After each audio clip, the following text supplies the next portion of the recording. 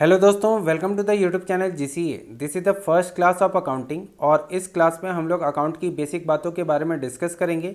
अगर आपको अकाउंट समझ में नहीं आता या फिर आपने अभी तक अकाउंट नहीं पढ़ा है और पढ़ना चाहते हैं तो ये वीडियो आपको डेफिनेटली बहुत हेल्प करेगा। तो चलिए शुरू करते हैं और सीखते हैं अकाउंटिंग। मान लीजिए एक पर्सन है मिस्टर राम और ये बिज़नेस स्टार्ट करना चाहते हैं।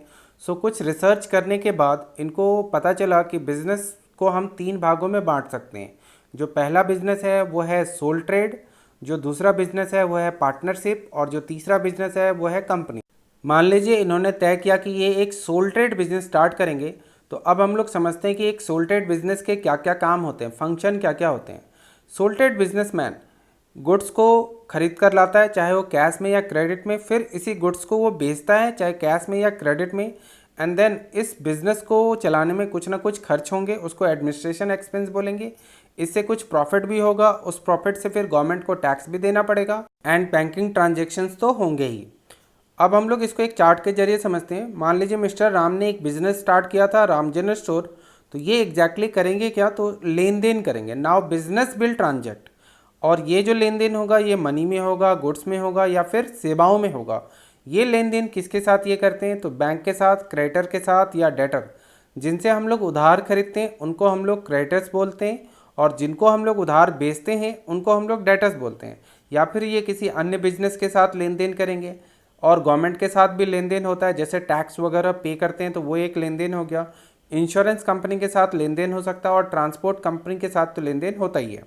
सो अगर हम लोग लेन देन को 2 भागों में बांटें तो लेन देन 2 प्रकार से हो सकता है। एक तो नगद में लेन देन होता है और एक क्रेडिट में लेन देन होता है।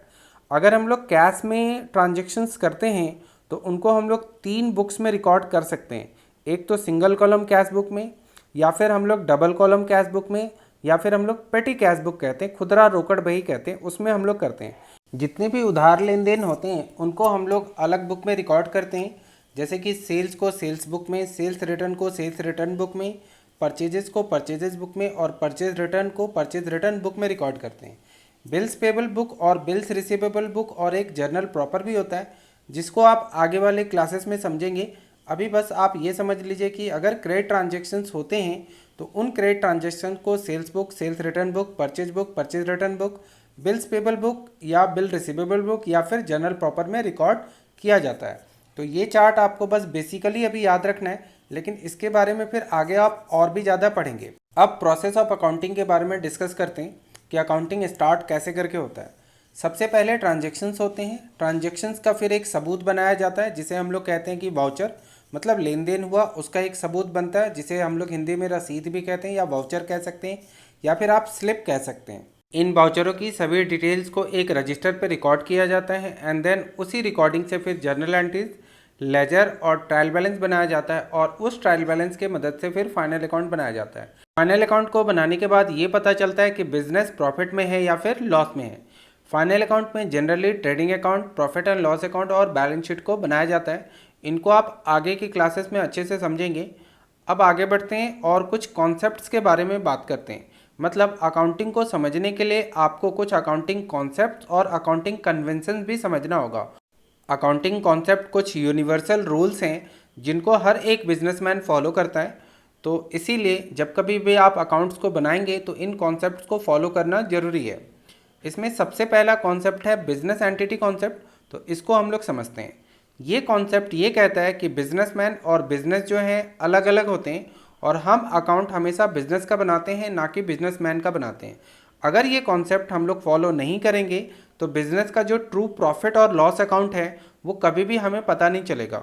तो जब कभी भी आप ट्रांजेक्शन्स की पहचान करेंगे तो वो बिजनेस के ट्रांजेक्शन्स की पहचान करनी है, बिजनेसमैन के पर्सनल ट्रांजेक्शन्स की पहचान कभी भी नहीं करनी है।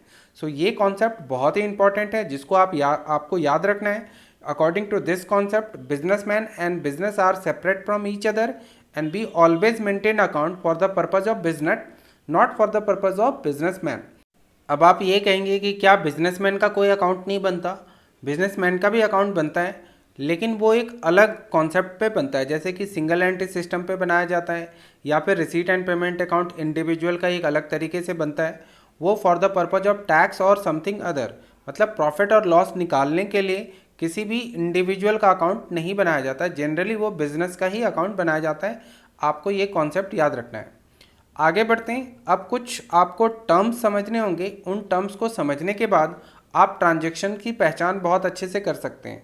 जैसे इन टर्म्स में आते हैं क्या, एसेट्स, उसके बाद लायबिलिटीज़, उसके बाद एक्सपेंसेस, फिर इनकम, फिर उसके बाद लॉसेस एंड प्रॉफिट। ये 6 टर्म्स आपको समझने होंगे। इन 6 टर्म्स को समझने के बाद आपके लिए ट्रांजैक्शंस की पहचान करना बहुत आसान हो जाएगा और फिर अकाउंट की गाड़ी आपकी आगे बढ़नी शुरू हो जाएगी। तो चलिए सीखते हैं। सबसे पहले समझते हैं एसेट्स के बारे में। बिजनेस के लिए एसेट्स क्या होता है उसको हम लोग अभी सीखते हैं। एसेट, जिसको कि आप हिंदी में संपत्ति भी कहते हैं। एसेट्स एक ऐसी चीज़ है जो आपको भविष्य में लाभ कमाने में मदद करती है और जिसके आप मालिक होते हैं और जिसको जैसे मर्जी वैसे आप यूज़ कर सकते हैं। So anything which is owned and controlled by the business और जिसकी कोई एक्सचेंज वैल्यू हो इन फ्यूचर, उनको हम लोग एसेट्स कहते हैं। एक बिजनेस के लिए अगर हम एसेट्स की बात करें तो जनरल एसेट जो हैं बिजनेस के पास क्या क्या होते हैं वो देखिए। जैसे लैंड एंड बिल्डिंग हो गया, प्लांट एंड मशीनरी हो गया, फर्नीचर हो गए। फिक्सर्स का मतलब होता है उनके जो कंस्ट्रक्शंस हैं वो टेम्पररी कंस्ट्रक्शन, वो कैश अगर उनके पास है तो वो भी उनकी एसेट्स है। कैश एट बैंक भी एसेट्स है। डेटर, जिनको हम लोग उधार बेचते हैं उनको कहते हैं, वो भी एसेट्स है। और अगर बिजनेस ने कहीं पे पैसा लगा रखा है तो वो भी एसेट्स है।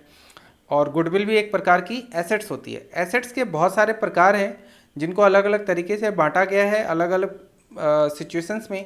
जैसे fix assets, current asset, tangible, intangible, fictitious, liquid. But अगर टेक्निकली हम लोग बात करें तो एसेट्स को 2 ही पार्ट्स में बांटा जाता है, एक तो नॉन करंट एसेट्स और एक करंट एसेट्स। तो आई होप आपको एसेट समझ में आ गया और एसेट्स की पहचान भी आपको करनी आ जाएगी। बुक्स में टर्म्स दिए होंगे, जैसे कि अगर प्लांट एंड मशीनरी दिया हुआ है तो आपको ये याद रखना है कि प्लांट एंड मशीनरी बिजनेस के लिए एसेट्स होता है। फिर आगे की क्लास में हम ये समझेंगे कि exactly land and building, plant and machinery, furniture and fixers किस प्रकार के एसेट्स हैं। इनको हम लोग आगे की क्लासेस में समझेंगे। अभी फ़िलहाल आपको बस एसेट्स की पहचान करनी आ जानी चाहिए। आगे बढ़ते हैं। अब लायबिलिटीज़ के बारे में सीखते हैं।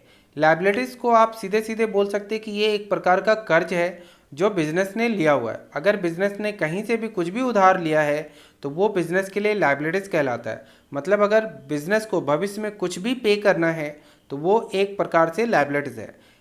लायबिलिटीज़ को भी आप बहुत सारे भागों में बांट सकते हैं, जैसे कि long term liabilities, short term liabilities, internal, external. उसके बाद टेक्निकली आप इसको नॉन करंट लायबिलिटीज़ और करंट लायबिलिटीज़ में भी बांट सकते हैं। कुछ एग्जांपल आप लायबिलिटीज़ के याद रख लीजिए, जैसे कि कैपिटल भी लायबिलिटीज़ है जिसको आप आगे की क्लासेस में समझेंगे। जनरली हम लोग कैपिटल को एसेट समझते हैं लेकिन कैपिटल लायबिलिटीज़ होता है। क्रेडिटर, जिनसे हम उधार खरीदते हैं, बिल्स पेबल, लोन वगैरह को भी हम लोग आगे की क्लासेस में डिस्कस करेंगे। अब आगे बढ़ते हैं और समझते हैं एक्सपेंसेस के बारे में। एक्सपेंसेस तो आपको समझ में आता ही होगा। आप ऐसा भी कह सकते हैं कि लाभ कमाने के उद्देश्य से जितनी भी पेमेंट की जाती है उनको आप एक्सपेंसेस कह सकते हैं। या फिर जो भी बिजनेस के प्रेजेंट ऑब्लिगेशंस हैं, प्रेजेंट में जो कुछ भी बिजनेस को पे करना होता है वो एक प्रकार से एक्सपेंसेस की कैटेगरी में आ सकता है। कुछ एग्जांपल देख लेते हैं, इससे आपको और क्लियर हो जाएगा। गुड्स परचेज करना, सैलरी देना एम्प्लॉयज़ को, वेजेस हो गया, वेजेस का मतलब मजदूरी होता है, इलेक्ट्रिक चार्जेस हो गए, रेंट हो गए, प्रिंटिंग स्टेशनरी मतलब कॉपी पेन वगैरह लिखने के लिए चाहिए होता है, या रजिस्टर, इंश्योरेंस हो गया, कमीशन हो गया। तो ये सब किसी भी बिजनेस के कॉमन एक्सपेंसेस माने जाते हैं। एक्सपेंसेस को 2 प्रकार से बांटा जाता है, एक तो डायरेक्ट एक्सपेंस और एक इनडायरेक्ट एक्सपेंस। इनको भी हम लोग आगे की क्लासेस में समझेंगे कि डायरेक्ट एक्सपेंस क्या होता है और इनडायरेक्ट एक्सपेंस क्या होता है। तो हम लोगों ने एसेट्स, लायबिलिटीज़ और एक्सपेंस के बारे में सीख लिया। अब हम लोग बढ़ते हैं आगे और सीखते हैं इनकम के बारे में। इनकम को समझना बहुत ही आसान है, क्योंकि अगर हम लोग इनकम की डेफिनेशन देखें तो इनकम एक प्रकार की आय है जो कोई भी बिजनेस क्या करता है, अपने गुड्स को बेचकर या अपने कस्टमर को सेवाएं देकर प्राप्त करता है, या अगर उन्होंने कुछ इन्वेस्टमेंट कर रखा है तो उस पर कुछ प्राप्तियां होती हैं। इसके कुछ कॉमन से एग्जांपल हैं, जैसे sales of goods, rent receipt, interest receipt. तो आई होप इनकम तो आपको बहुत अच्छे से समझ में आ गया होगा और ये बहुत ही ईजी भी है। अब जो अगला काम है वो आपको क्या करना है वो मैं आपको बता दूं।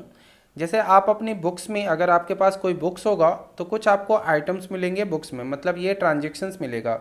जैसे कि लैंड एंड बिल्डिंग लिखा होगा, डेटर, क्रेडिटर, इनको हम लोग डेटर को देनदार बोलते हैं, क्रेडिटर को लेनदार बोलते हैं। सैलरी होगा, वेजेस होगा, इंटरेस्ट ऑन इन्वेस्टमेंट जैसे लिखा होगा, बैड डेट, तो ऐसे कई सारे वर्ड आपको मिल जाएंगे।